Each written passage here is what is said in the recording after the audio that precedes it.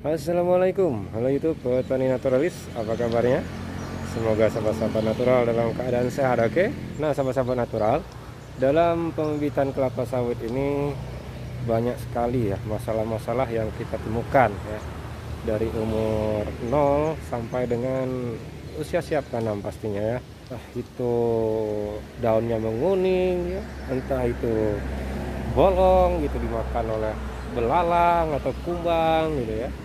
Banyak sekali ya sahabat-sahabat permasalahan-permasalahan pada pembibitan kelapa sawit khususnya ya.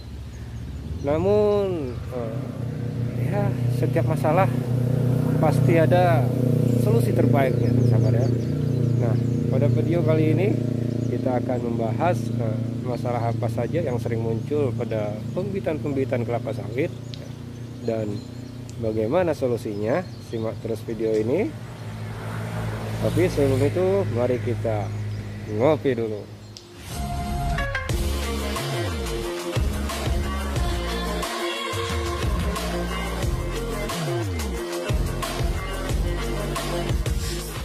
Oke sahabat-sahabat natural, nah, sekarang kita berjumpa lagi setelah kita ngopi. Jadi seperti itulah ya sahabat ya.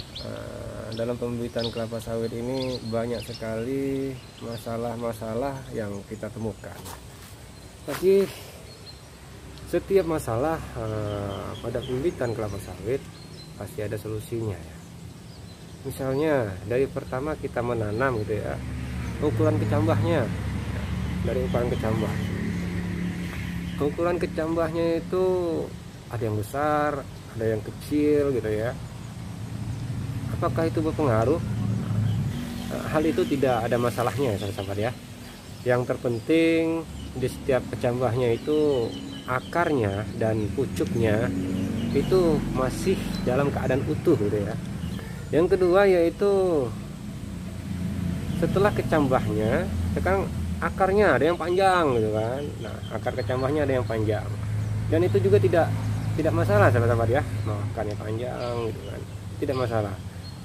Tetap kita tanam gitu ya. Nah, masalah selanjutnya yang sering kita temukan dan ini selalu ya, tidak mungkin tidak kita temukan, yaitu seperti apa?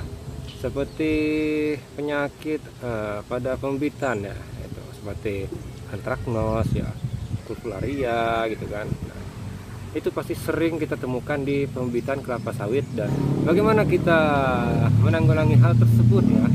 Ya biasanya tuh tampaknya daun sawitnya itu bercak gitu kan, berkarat gitu kan. Terkadang daun sawitnya itu ada warna kuningnya gitu kan.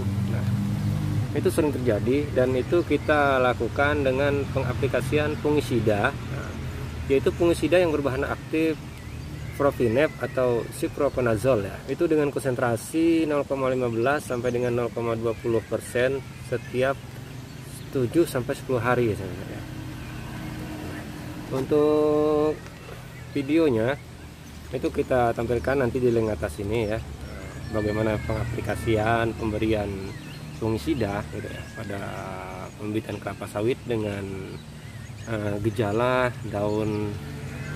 daunnya berkarat gitu ya, daunnya berkuning kan, kuning karat.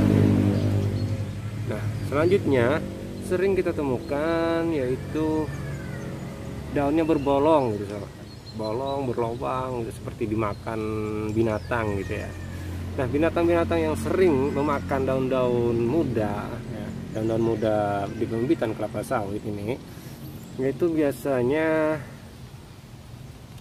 itu belalang ya. Belalang, keong itu sering sama-sama ya. Nah, kalau belalang itu bagaimana kita mengatasinya? Yaitu dengan pemberian insektisida pastinya sahabat-sahabat ya. Insektisida yang berbahan aktif deltametrin sahabat-sahabat ya.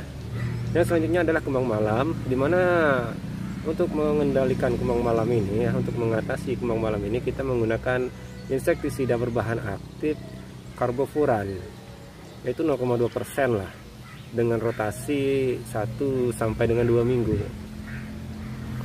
Ada lagi hal-hal lain ya sahabat yang sering ya, kutu, jangkrik gitu kan, itu sama aja ya, kita gunakan dengan insektisida. Nah, yang selanjutnya pada saat usia 3 bulan kita sering menemukan pembibitan kembar. Sebagaimana yang telah kita lampirkan di atas ya. Di video ini kita jelaskan bagaimana cara memisahkan pembibitan kembar ya. Di situ jangan dibuang sahabat ya, bibit kembarnya itu sayang ya, karena itu diibaratkan bonus gitu ya. Itu diibaratkan bonus ya. Kapan kita memisahkan bibit kembar tersebut? Di video ini sudah kami jelaskan ya, ada 2 video kita mengupload tentang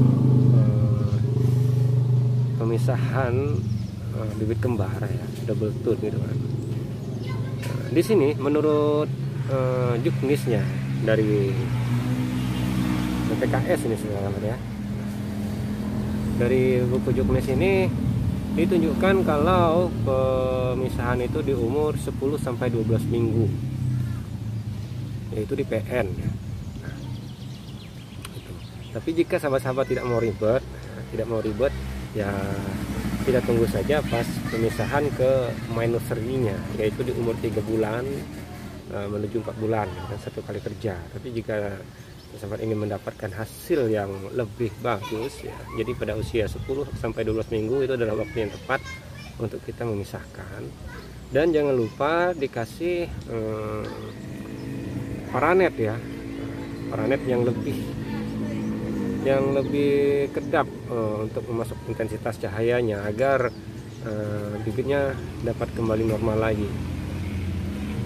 Nah seperti itulah sahabat ya, masalah-masalah yang sering muncul dalam pembibitan kelapa sawit, dan itulah solusi yang kami gunakan selama ini ya. Dan hasilnya cukup memuaskan, dan hasilnya memuaskan, bukan cukup memuaskan ya. Baiklah sahabat-sahabat natural, terima kasih telah menonton video kami, dan saya ucapkan terima kasih telah mendukung channel kami ya, dengan mengklik tombol subscribe, like, dan share-nya. Jika ada pertanyaan-pertanyaan ya, yang ingin sahabat-sahabat natural tanyakan, silahkan berkomen di kolom komentar. Mungkin ada teman-teman yang lain yang lebih paham dari kami dapat menjawab juga, dan jika kami bisa menjawab dengan baik benar, dan kita jawab juga.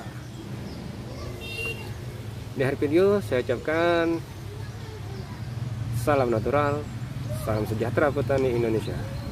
Assalamualaikum.